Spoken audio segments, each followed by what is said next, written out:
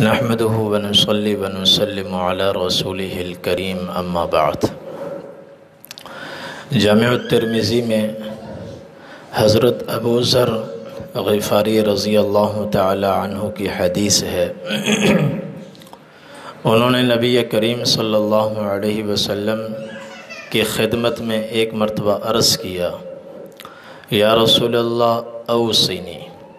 اے اللہ کے رسول آپ مجھے کوئی نصیحت فرمائیں، وصیت فرمائیں جو مجھے زندگی بھر کام دے، فائدہ پہنچائے۔ نبی کریم صلی اللہ علیہ وسلم نے ان کے اندر کی طلب دیکھ کر 3 اہم نصیحتیں ارشاد فرمائیں۔ پہلی نصیحت آپ صلی اللہ علیہ وسلم نے فرمایا، اتق اللہ حیث ما کنت، کہ ابو ذر جہاں کہیں رہو، گھر میں رہو، بازار میں جاؤ، شہر میں رہو، دیہات میں رہو، جنگل میں جاؤ، صحراؤں میں جاؤ، دن ہو رات ہو،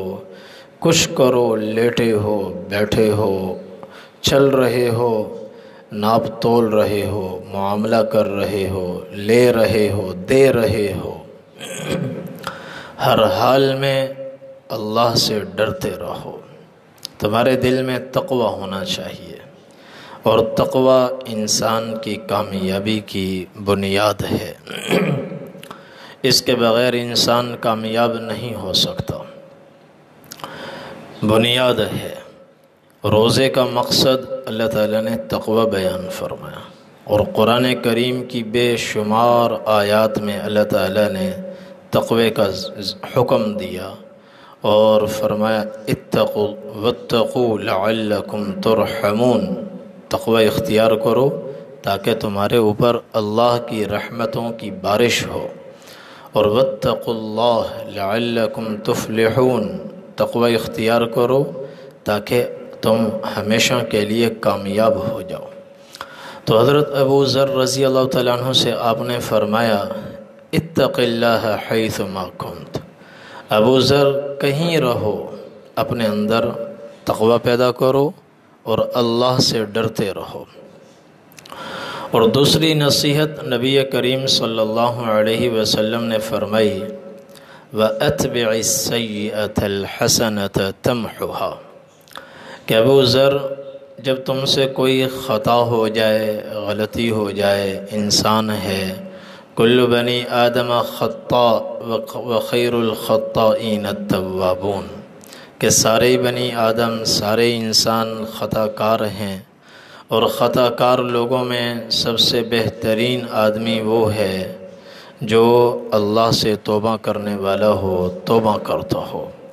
تو آپ نے فرمایا، ابو ذر جب تم سے کوئی خطا ہو جائے، غلطی ہو جائے، تو اس کے فوراً بعد کوئی نیکی کرو، کوئی نیکی کرو،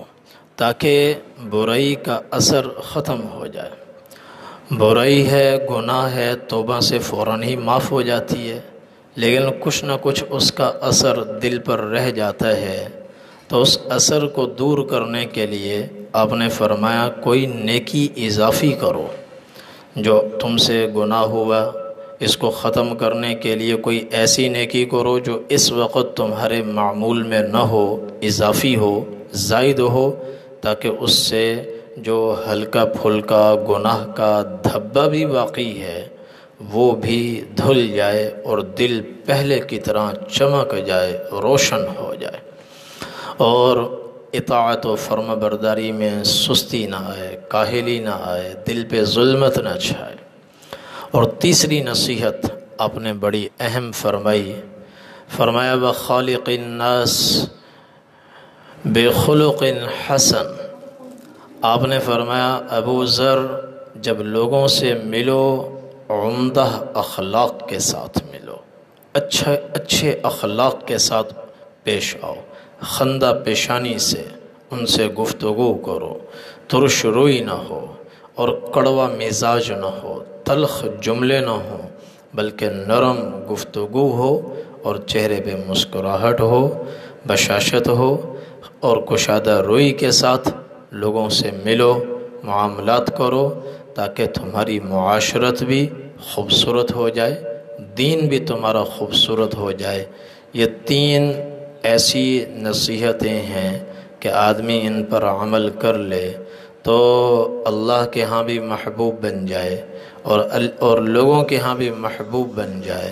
اور دین میں بھی ترقی کرے، دنیا میں بھی ترقی کرے، اور اس کا بیڑا پار ہو جائے۔ اللہ تعالی ہم سب کو توفیق عمل نصیب فرمائے، ان خاص طور پر ان 3 نصیحتوں پر۔ وآخر دعوانا ان الحمد للہ رب العالمین۔